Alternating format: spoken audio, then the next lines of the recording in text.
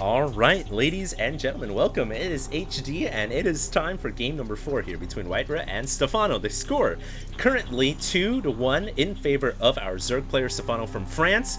He is, of course, like I said before, the second place finisher of Assembly Winter, which is, you know, that's not something to say like, oh my god, he's a terrible player, he didn't get first place. No, man, the players in StarCraft 2 now, there's such a huge pool of excellent StarCraft 2 players. There's some that I have never even casted or even seen or heard before of, that they just play on ladder and are so good. So really, to get second place, to finish top 5 or top 10 in some of these tournaments, it's an absolute honor.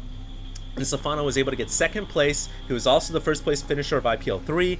Excellent Zerg. He's currently 2-1. Speaking of IPL 3, IPL 4 is a couple of weeks away. I urge you guys to go get your tickets. The link will be down below if you guys want to get at that. It is going to be in Las Vegas at the Cosmopolitan. I will be there casting with Pain User. I will be muting my thingy. There it is. I will be casting there with Pain User, and if you guys want to see us cast the Grand Finals, make sure to click on the link down below this video and vote for Pain User and myself. This is my first opportunity to go ahead and promote ourselves for that casting poll.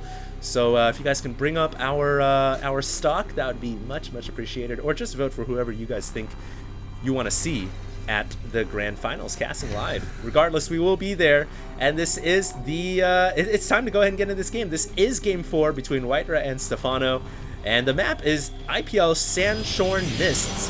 This was a map that was introduced to IPL, that IPL uses exclusively, from a community event that we had, where we asked people to go ahead and design a map and then submit it to us, and we said, hey, this was a really cool map. And I remember being on the little committee here to decide what maps are going to be handpicked and brought into IPL, and this was one of the maps that we really liked, basically because it has a space shark in the middle of the map. That space shark will circle the Xanaga Tower once you have control of it, so it's kind of a little neat doodad. But besides that, it's a cool map because it does have a lot of interesting mechanics. I really feel like the design of the map makes it very difficult for Zerg to claim a third, because this third is super vulnerable. Some Zergs will even go for the third over here in the top left, assuming that WhiteRa was a Zerg player, of course. If you're looking at Stephano's point of view, then he has to expand here, or he has to expand over here, and neither place are really prime opportunities at all. But having said that, we also have the landing pad right here, where a lot of Blink Stalkers can mobilize and get up into the main. And the way the map designed, it definitely promotes a lot of circular activity, for lack of a better word. A lot of skirmishes around the map, and you'll see a lot of times some base races occurring as well. So keep your eyes peeled. We might see some cool stuff like that. And once again, the map is called Sandshorn Mists. You might as well just call it the Space Shark map, because there is a space shark and it has begun to activate, and it is moving around the Xanaga Tower. Now, there are some Zerglings, or one Zergling making its way into the middle, but WhiteRa has firm control over that, and he is expanding as well, so he is going to go ahead and go for double gas. Both gases coming up here, so WhiteRa may go for some quick gas play here, and some of the builds that come to mind obviously are quick Stargate. You might see some Void Ray play. The Cybernetic Square has just begun, so that really shows to me that WhiteRa is quickly stockpiling some early gas in this game, and where he goes with this remains to be seen. Could be Dark Templar as well. We never really know for Protoss. Stephano hopefully can scout that out pretty soon. He does not have an Overlord to the north, though. His Overlord is just chilling right now over the I don't know what the heck that is. Just chilling over that statue right now, so it is not going to be able to get a scout into the main and get a bead on that gas from Stephano, or from WhiteRa. And now Stephano is going to try to run in with some Zerglings. He is going to get inside. Oh man, WhiteRa with the terrible timing there just said, I'm going to move out and just check the front door, but that was the exact time that Zerglings were making their way in, and they will see the two gases. But at this point in the game, those two gases really don't look that peculiar, because sometimes Protosses will get those two gases around the 6-minute mark anyways. So this is not too revealing that the Protoss has already accumulated 200 gas.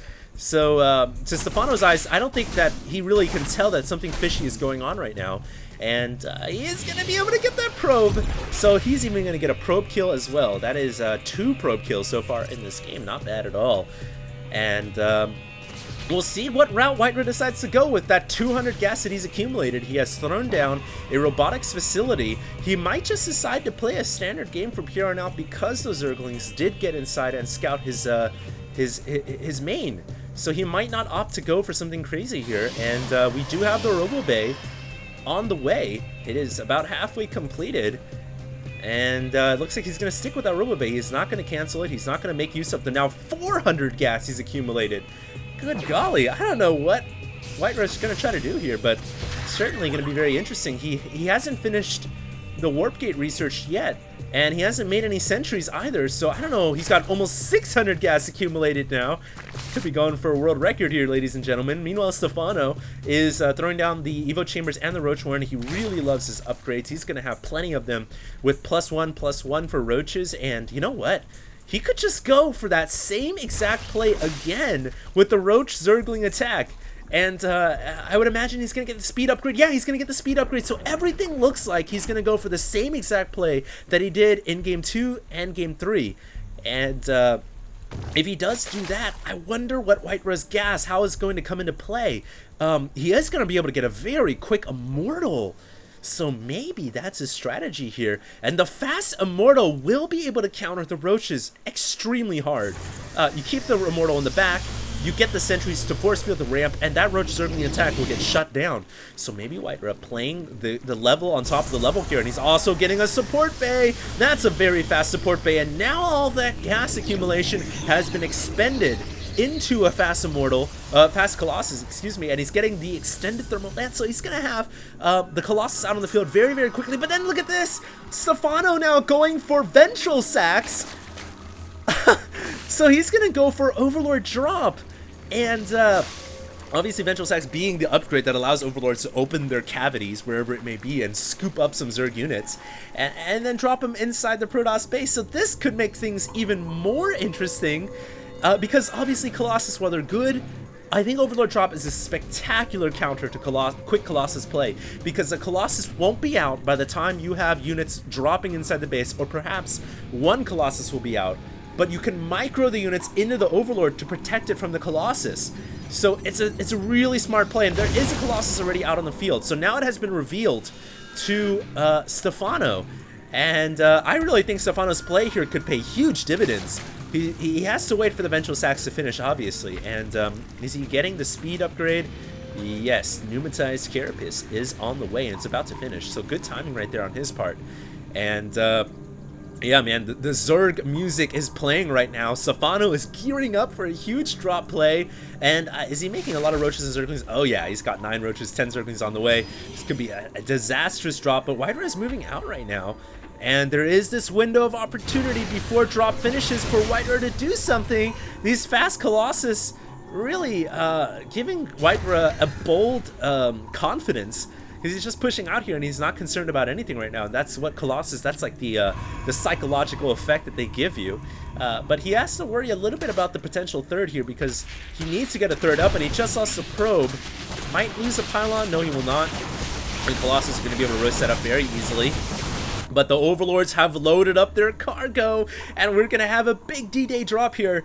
I don't know where Stephano's going to go. Obviously, he knows that observers could be around the area, but he's just going to go ahead and send the Overlords in. And I don't see an observer around the area, so WhiteRa really has no idea that this is coming. He's just going to make an attack into the Zerg third, and he's like, wow, there's nothing here.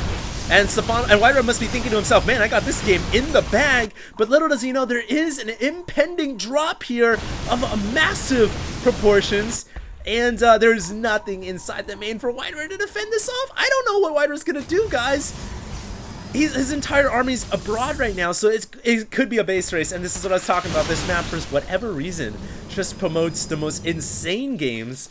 I guess I should have picked this map at this match as the epic replay of the week, but I didn't, so hopefully the next game will be. Stephano now is inside the natural. He's dropped inside the main. WhiteRa knows now what is going on, and now he's got to bust through a spine crawler wall to get up into the Zerg base, and that is going to delay for WhiteRa, while Stephano can just attack the base and kill off everything on the inside out. And now finally Stephano deciding to send some of his Roaches down the ramp. I think Stephano should just stay behind the spine crawlers, play it safe, and just wait and let himself carve an opening from the inside out, just gut WhiteRa apart. And that's exactly what he's doing right now. He has destroyed both Nexi.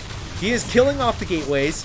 In fact, he should be focusing the gateways right now, but I guess his attention is all too much on the attack at home. And now he's going to try to drop over the Overlords. He's going to be able to kill off both Colossus. Oh my god. That micro was brilliant. Now, WhiteRa's spaces are being revealed, so WhiteRa really only has a small window of opportunity to go ahead and warp in as many units as he can through this warp gate technology, but he's run out of gas. So all he can warp in now are 2 Zealots, and he cannot break through the Spine Crawler or Roach Wall, and he calls GG.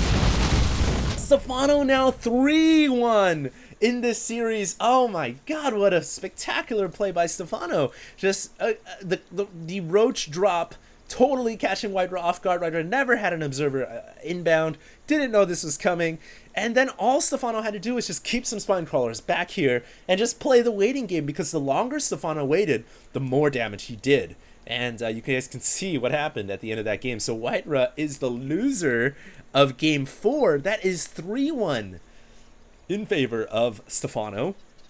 And remember, guys, this is a best of 9, so it is going to go up to 5 wins total. Stephano has to get 5 wins. He has to get 2 more. WhiteRa has to get 4 more. He's got to bring this back. Can he do it or not? I don't know. We'll have to see. So the next game will be Game 5. And once again, if you guys get an opportunity, make sure to click the links below this video. One link will lead you to the ticket section for IPL 4 at the Cosmopolitan. And the other link will allow you guys to vote for the caster you guys want to see. And if you guys want to support HD and Pain User at the Grand Finals, please do. I'd love to cast the Grand Finals. So make sure to vote there and vote for your favorite caster. I'll see you guys in Game 5. That'll be coming up next. And this is HD signing out.